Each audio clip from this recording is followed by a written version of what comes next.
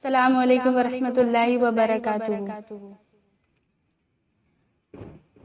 گنبد خضرا کے سائے میں آرام فرمانے والے آقا سید المرسلین شفیع المذنبین حضور رحمت للعالمین صلی اللہ تعالی علیہ وسلم کی شان اقدس میں درود و سلام کا ہدیہ پیش کریں۔ پڑھیے بآواز بلند، اللہ ابو محمد صلی اللہ علیہ وسلم نحن عباد محمد صلی اللہ علیہ وسلم الصلاۃ والسلام علیک یا رسول اللہ۔ میری پیاری مذہبی ماؤں اور بہنوں، اللہ تبارک و تعالی ارشاد فرماتا ہے، یعنی بے شک نماز تمام برائیوں اور بے حیائیوں سے روکتی ہے۔ آپ تمام حضرات اپنے ذہن میں سوچ رہی ہوں گی کہ نماز کس طرح تمام برائیوں اور بے حیائیوں سے روکتی ہے۔ نماز پڑھنے والی تو بے شمار خواتین ہیں، لیکن ان میں سے اکثر کچھ گناہوں میں مشغول ہیں۔ اسی لیے کسی نے کہا ہے، یہ ایک زندہ حقیقت ہے، کوئی بہتان نہیں ہے۔ یہ ایک زندہ حقیقت ہے، کوئی بہتان نہیں ہے۔ ہم کہنے کو تو زندہ ہیں مگر جان نہیں ہے۔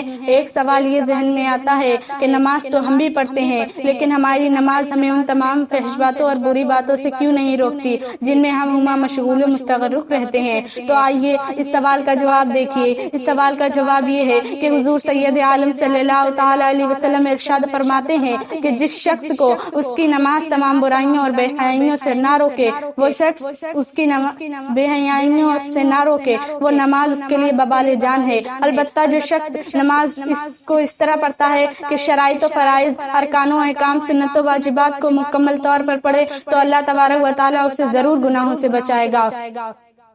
میری پیاری مذہبی ماؤں اور بہنوں، افسوس صدا افسوس، نماز چھوڑنے والے نہ خود کو گناہ گار تصرف کرتے ہیں اور نہ عوام نماز چھوڑنے والی برا جانتی ہیں، بلکہ نماز پڑھنے والے کو پرانے خیال، ملا وغیرہ الفاظ کے نام سے جانا جاتا ہے، اور نماز نہ پڑھنے والے کو ماڈرن ترقی یافتہ سمجھا جانے لگا ہے۔ میری پیاری مذہبی ماؤں اور بہنوں، غور کیجیے حضرت امام اعظم کی عبادت و ریاضت پر۔ جب حضرت امام اعظم ابو حنیفہ کا وصال ہوا تو اس کی دوسری رات آپ کے پڑوس کے یہودی کے بیٹے نے کہا، اے والد محترم، ہمارے گھر کے سامنے والے گھر میں روزانہ رات کو ایک ستون نظر آیا کرتا تھا، اور کیا بات ہے کہ آج وہ ستون نظر نہیں آ رہا؟ تو اس کے والد محترم نے کہا، اے میرے پیارے بیٹے، روز رات کو جو تمہیں ستون نظر آیا کرتا تھا وہ کوئی ستون نہیں، بلکہ وہ تو مسلمانوں کے امام نعمان بن ثابت یعنی حضرت امام اعظم ابو حنیفہ تھے، جو روز رات کو اتنا لمبا قیام کرتے تھے کہ دیکھنے والے کو یہ معلوم ہوتا تھا کہ وہ کوئی انسان نہیں بلکہ ستون یا بانس کھڑا ہے،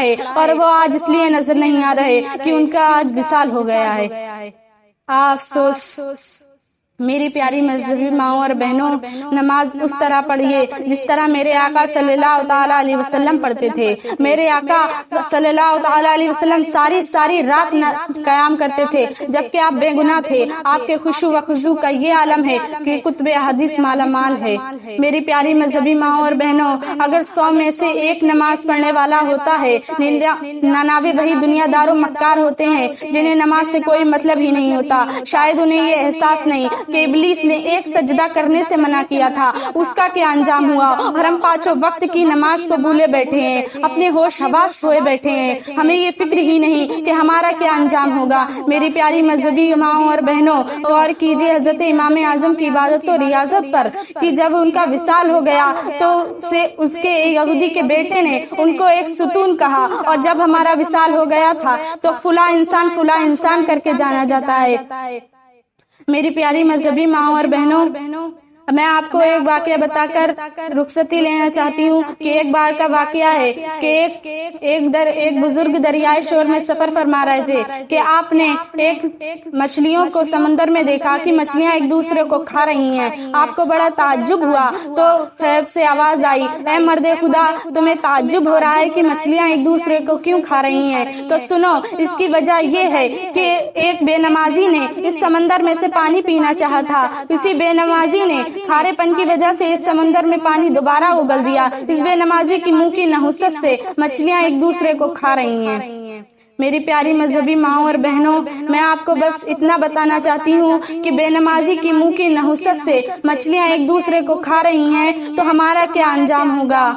ابھی بھی وقت ہے کہ سوچ لو ہمیں اپنا مستقبل کیسے سنوارنا ہے، ہمیں ایسا کون سا عمل کرنا چاہیے جو ہمیں بھی سنوار دے اور ہمارے آنے والی نسلوں کو بھی نئی زندگی دے۔ نہ ہو ماحول سے مایوس دنیا خود بنا اپنی نئی کشتی، نئی آندھی، نئے طوفان پیدا کر، نئی کشتی، نئی آندھی، نئے طوفان پیدا کر۔